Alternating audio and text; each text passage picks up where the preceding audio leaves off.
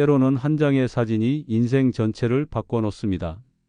2024년 12월 서울 성북구의 한 주택가에서 일어난 일입니다. 거실 소파에 앉은 78세의 박철수 씨가 혼잣말을 했습니다. 요즘 부쩍 옛날 생각이 많이 나네. 그때 현관문이 열리며 20대 손자 민준이 들어왔습니다. 할아버지, 다락방 정리하다가 이거 발견했어요. 민준이 낡은 상자를 건넸습니다. 그 안에는 오래된 흑백 사진이 들어 있었습니다. 사진 속에는 20대 여인의 환한 미소가 담겨 있었습니다. 순간 철수 씨의 표정이 급변했습니다. 이건 어디서 났지? 할아버지 방 서랍 맨 밑에 숨겨져 있었어요. 근데 이 여자분이 누구예요?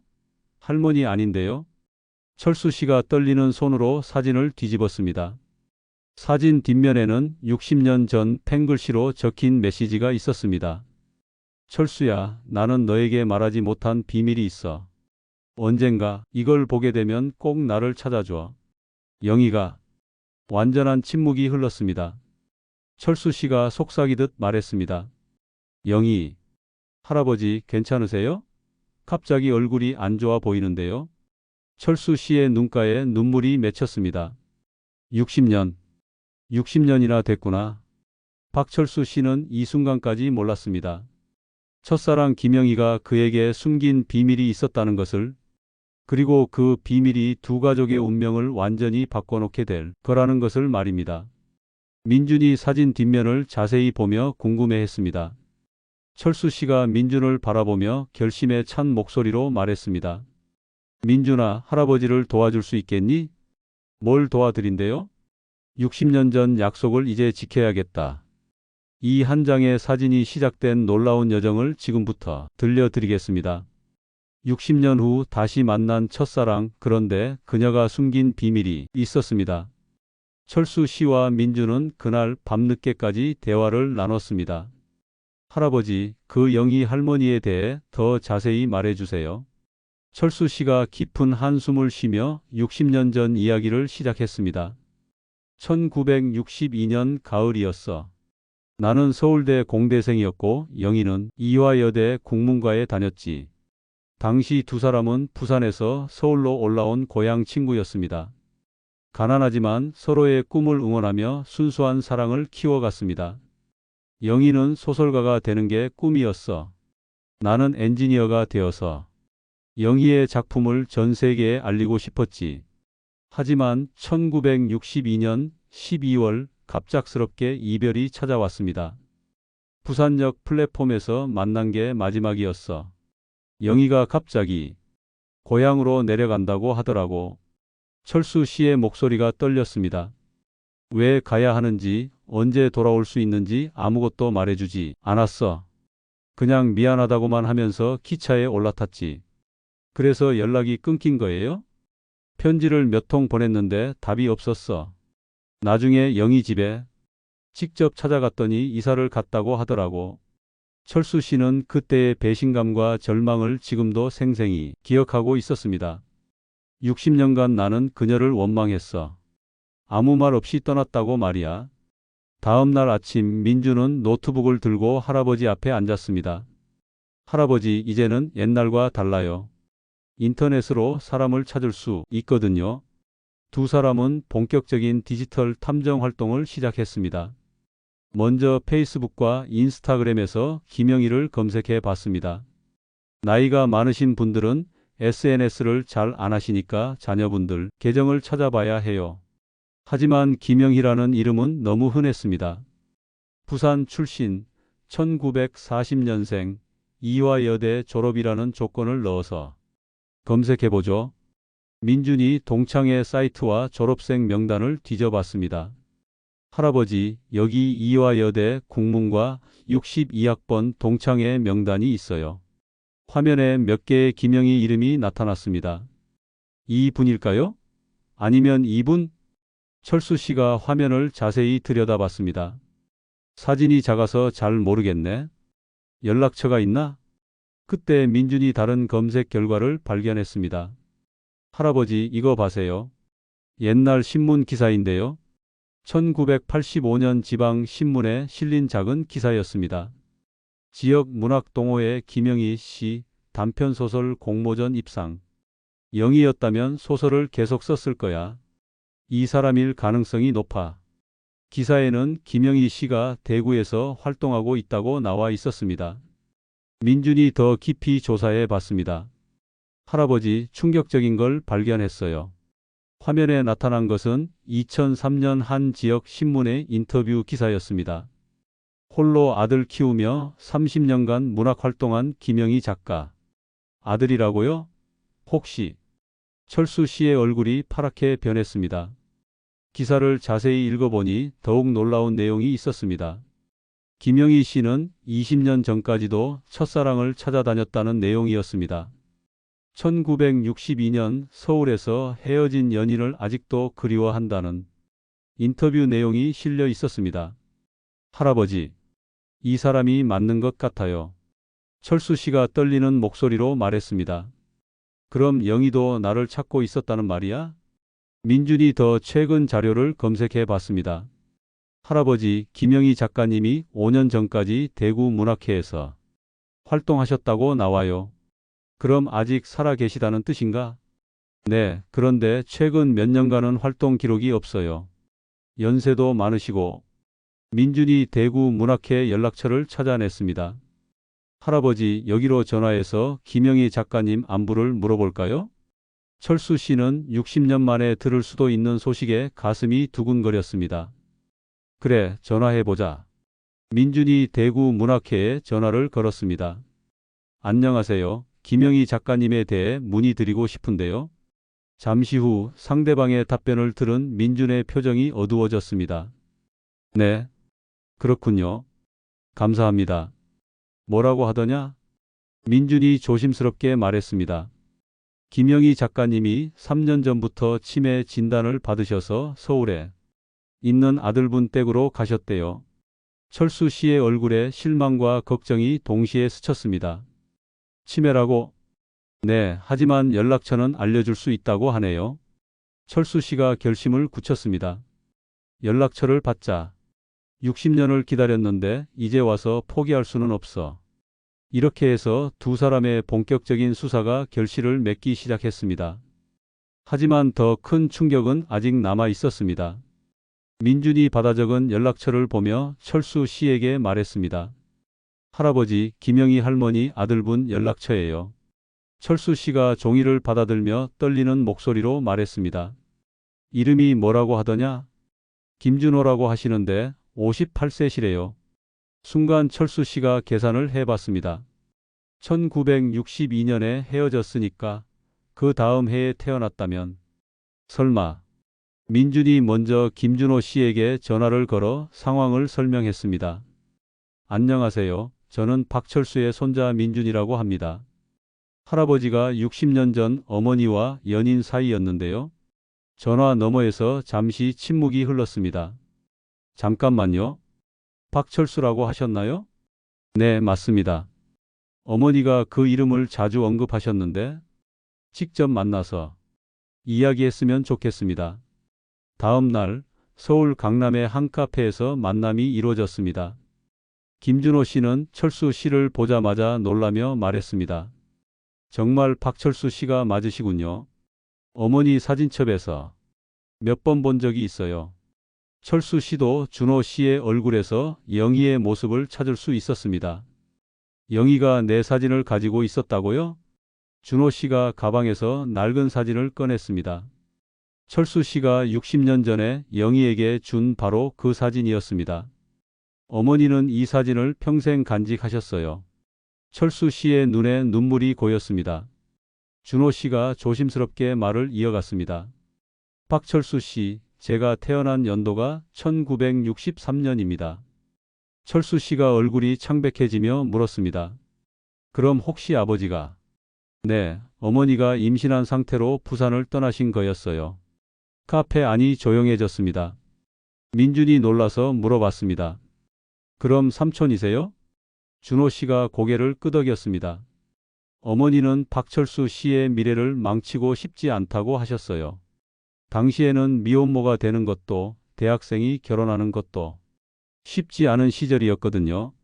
철수 씨가 주먹을 쥐며 말했습니다. 그런 중요한 결정을 왜 혼자서 했을까?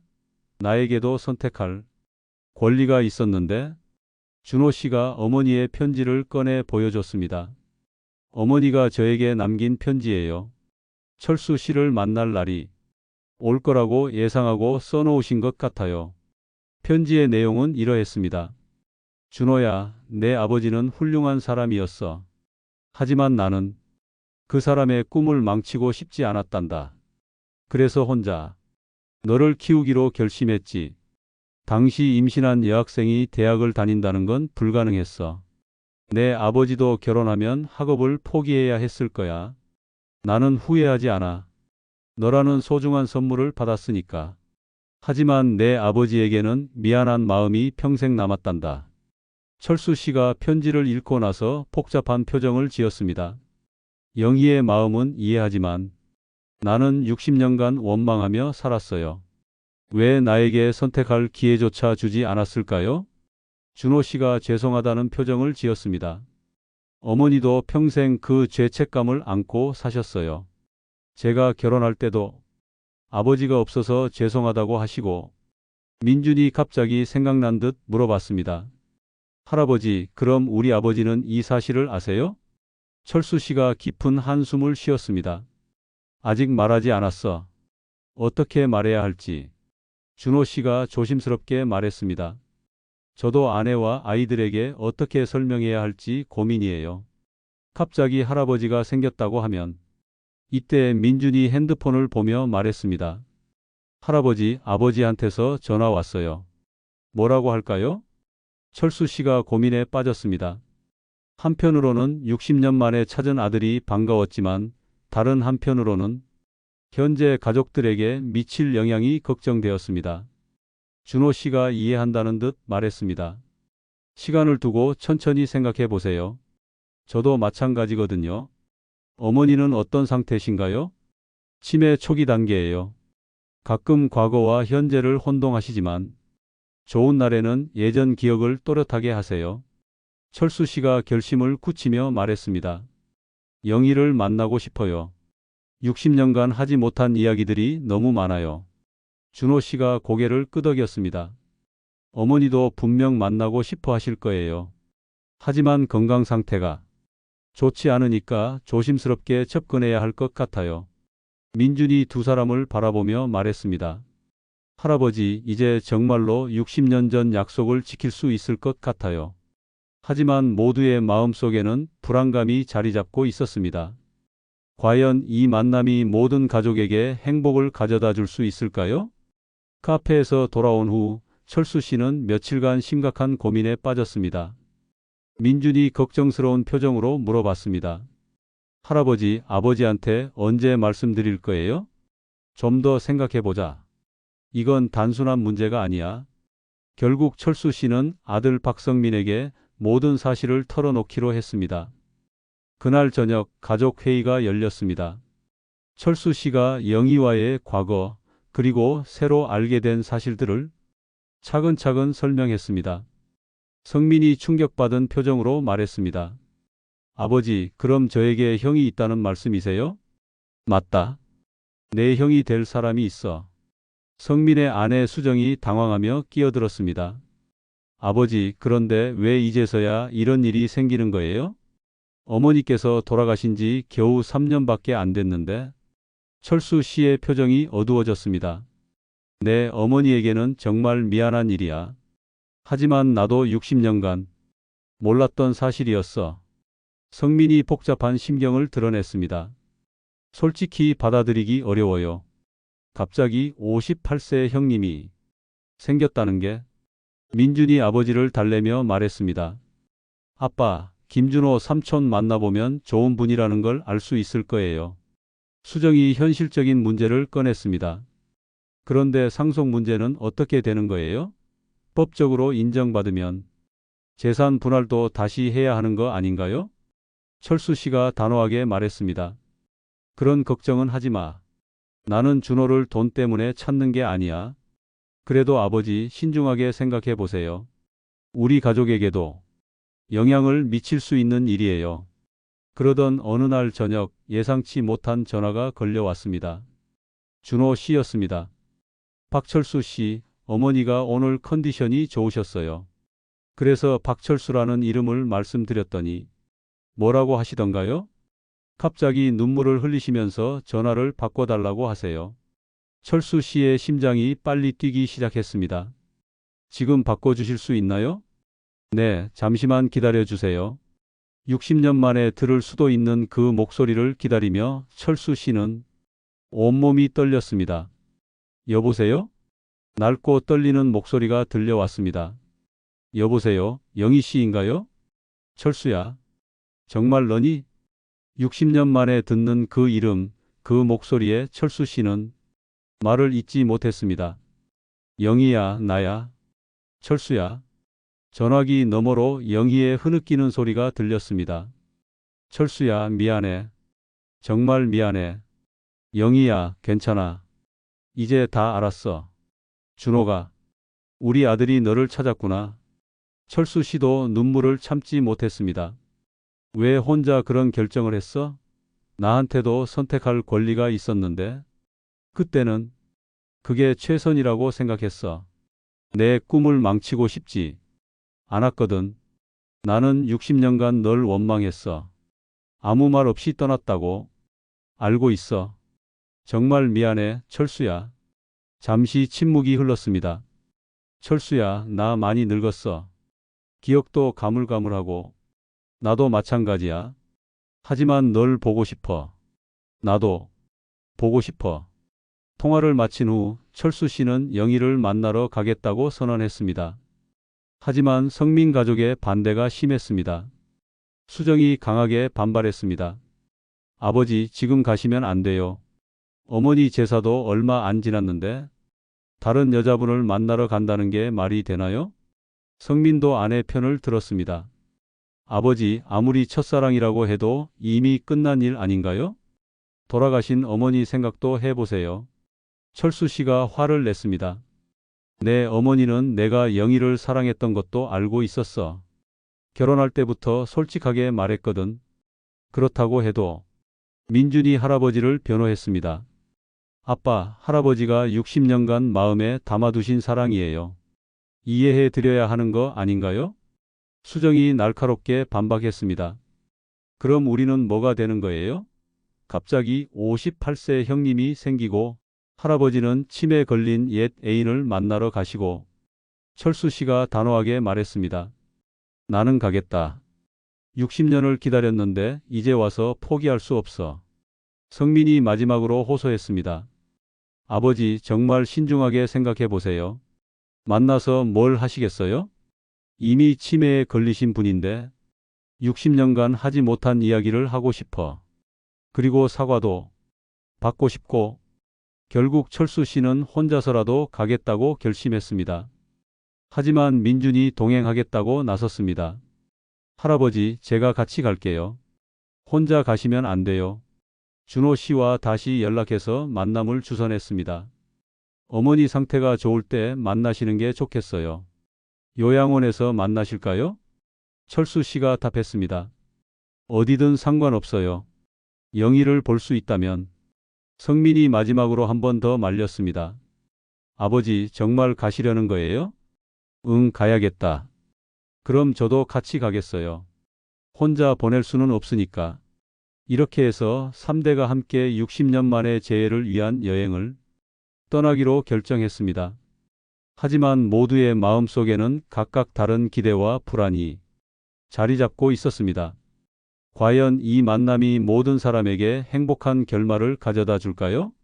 아니면 더 큰 갈등의 씨앗이 될까요? 해시태그 사부 운명의 재회 마이너스 전반부. 다음 날 아침 철수 씨와 민준 그리고 마지못해 동행하기로 한 성민이 차에 올랐습니다. 성민이 운전대를 잡으며 마지막으로 물어봤습니다. 아버지, 정말 가시는 거죠? 그래, 가야지. 차는 서울 방향으로 출발했습니다. 민준이 뒷자리에서 준호 삼촌과 통화했습니다. 삼촌, 지금 출발했어요. 몇 시쯤 도착할 수 있을까요? 오후 2시쯤 요양원에서 만나면 될 것 같네요. 차 안의 분위기는 무거웠습니다. 각자 복잡한 생각에 빠져 있었기 때문입니다. 고속도로에 진입한 후 철수 씨가 입을 열었습니다. 성민아, 내 어머니한테는 정말 미안하다. 아버지, 결혼할 때부터 솔직하게 말했어. 영희라는 첫사랑이 있었다고. 내 어머니는 이해해 준다고 했지. 성민이 핸들을 꽉 쥐며 말했습니다. 그런데 왜 지금까지 찾으려고 하지 않으셨어요? 찾으려고 했지. 하지만 영희가 연락을 끊었으니까. 그럴 만한 이유가 있다고 생각했어. 철수 씨가 창밖을 보며 회상에 잠겼습니다. 내 어머니와 결혼할 때도 영희 생각이 났어. 하지만 어머니를 사랑하려고 노력했고 실제로 사랑했지. 민준이 조심스럽게 물어봤습니다. 할아버지, 할머니도 그걸 아셨나요? 알고 있었어. 가끔 나를 보며 영희가 보고 싶겠네라고 말씀하시곤 했거든. 성민이 놀라며 말했습니다. 어머니가 그런 말씀을 하셨다고요? 그래, 내 어머니는 정말 너그러운 분이었어. 돌아가시기 전에도 영희를 꼭 찾아서 사과하라고 하셨거든. 차 안이 조용해졌습니다. 성민이 어머니에 대해 몰랐던 면을 알게 되었기 때문입니다. 철수 씨가 깊은 한숨을 쉬며 말을 이어갔습니다. 사실 나는 평생 죄책감에 시달렸어. 무슨 죄책감이요? 내 어머니와 결혼했지만 마음 한구석에는 항상 영희가 있었거든. 그게 어머니에게 미안했어. 민준이 위로의 말을 건넸습니다. 할아버지, 그런 마음을 갖는 게 잘못된 건 아닐 거예요. 하지만 어머니는 그걸 알면서도 한 번도 원망하지 않으셨어. 오히려 내가 영희를 그리워하는 걸 이해해 주셨지. 성민이 복잡한 표정으로 말했습니다. 아버지, 저는 어머니가 속으로 얼마나 힘들어 하셨을지 생각하니까 마음이 아파요. 나도 그래. 그래서 더욱 영희를 만나서 모든 걸 정리하고 싶어. 서울 외곽에 도달했을 때 준호 씨에게서 전화가 왔습니다. 민준이 받았습니다. 네, 삼촌. 거의 다 왔어요. 그런데 준호 씨의 목소리가 심각했습니다. 민준아, 좀 안 좋은 소식이 있어. 무슨 소식이에요? 어머니가 오늘 아침부터 컨디션이 좋지 않으셔. 철수 씨가 긴장하며 물어봤습니다. 뭐라고 하나? 민준이 스피커폰을 켰습니다. 준호 씨의 목소리가 차 안에 울려 퍼졌습니다. 어머니가 어제 밤부터 계속 혼란스러워 하세요. 1960년대인 줄 알고 계시거든요. 철수 씨의 얼굴이 어두워졌습니다. 그럼 날 알아보지 못할 수도 있다는 말인가요? 가능성이 있어요. 치매가 있으시니까 날에 따라 기억하는 정도가 달라요. 성민이 걱정스럽게 말했습니다. 그럼 만나는 게 의미가 있을까요? 준호 씨가 답했습니다. 그래도 만나보세요. 어쩌면 박철수 씨를 보시면 기억이 되살아날 수도 있어요. 철수 씨가 결심을 굳히며 말했습니다. 가겠습니다. 영희가 날 알아보지 못해도 상관없어요. 요양원 앞에 도착한 세 사람은 잠시 차 안에서 마음을 정리했습니다. 철수 씨가 거울을 보며 옷매무새를 다듬었습니다. 할아버지, 괜찮으세요? 응, 괜찮다. 하지만 철수 씨의 손은 계속 떨리고 있었습니다. 성민이 아버지의 어깨에 손을 얹었습니다. 아버지, 천천히 하세요. 서두르지 말고. 준호 씨가 요양원 입구에서 기다리고 있었습니다. 세 사람이 차에서 내리자 준호 씨가 다가왔습니다. 어머니가 지금 정원에서 산책하고 계세요. 철수 씨가 떨리는 목소리로 물어봤습니다. 컨디션은 어때요? 조금 전에 확인해 보니 오늘은 비교적 좋으신 것 같아요. 제 이름도 기억하시고. 드디어 60년 만에 재해가 시작되려 하고 있었습니다. 요양원 정원은 가을 햇살이 따스하게 내리쬐고 있었습니다. 벤치에 앉아있는 한 할머니의 모습이 보였습니다. 흰 머리에 주름진 얼굴이었지만 철수 씨는 한 번에 알아볼 수 있었습니다. 영희다. 철수 씨의 발걸음이 느려졌습니다. 60년이라는 세월의 무게가 갑자기 어깨를 짓눌렀습니다. 준호 씨가 먼저 어머니에게 다가갔습니다. 어머니, 손님이 오셨어요. 영희가 고개를 들었습니다. 그 순간 철수 씨와 영희의 시선이 마주쳤습니다. 영희가 잠시 멍하니 철수 씨를 바라보더니 갑자기 눈을 크게 뜨며 일어섰습니다. 철수야? 떨리는 목소리였지만 분명히 철수라고 불렀습니다. 철수 씨가 한 걸음씩 다가가며 대답했습니다. 영희야, 나야. 영희의 눈에서 눈물이 흘러내렸습니다. 정말 너니? 늙었네, 많이. 철수 씨도 웃으며 눈물을 닦았습니다. 너도 늙었어. 하지만 여전히 예뻐. 준호 씨가 조심스럽게 말했습니다. 제가 잠시 자리를 비워드릴까? 천천히 이야기하세요. 성민과 민준도 멀찍이 떨어진 벤치에 앉았습니다. 철수 씨가 영희 옆에 앉으며 말했습니다. 영희야, 60년 만이네? 그러게, 정말 오래됐어. 근데 너 어떻게 날 찾았어? 내가 남긴 사진과 편지를 보고 찾았어. 영희가 깜짝 놀라며 물어봤습니다. 내가 편지를 남겼다고? 철수 씨가 영희의 기억이 흐릿하다는 것을 깨달았습니다. 응, 나를 찾아달라고 써놨더라고. 영희가 고개를 갸우뚱하며 말했습니다. 그랬나? 기억이 잘 안 나네? 요즘 깜빡깜빡해서. 철수 씨가 영희의 손을 살며시 잡았습니다. 괜찮아. 중요한 건 지금 우리가 만났다는 거야. 영희가 철수의 손을 바라보며 말했습니다. 철수야, 나 너한테 미안한 게 있어. 뭐가? 그날 갑자기 떠난 거. 사실은 영희가 말을 잇지 못하고 혼란스러워했습니다. 철수 씨가 부드럽게 말했습니다. 다 알고 있어. 준호 때문에 떠난 거지? 준호가 누구야? 영희가 순간 기억을 잃은 것 같았습니다. 철수 씨가 조심스럽게 설명했습니다. 우리 아들이야. 내가 혼자 키운. 아, 맞다. 우리 아들. 준호. 영희가 점점 기억을 되찾는 듯 했습니다.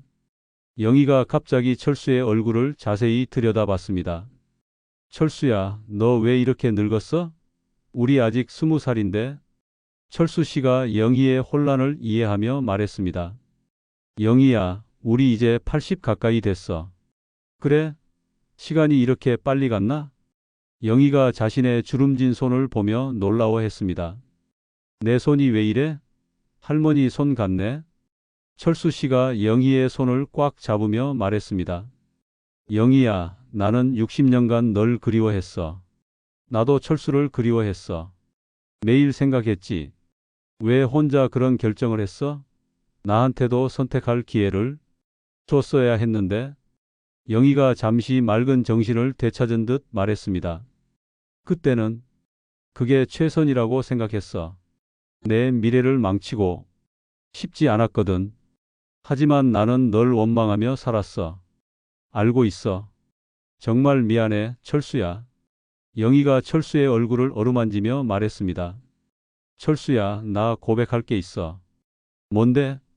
나는 너와 헤어진 후에도 다른 사람과 결혼할 수 없었어.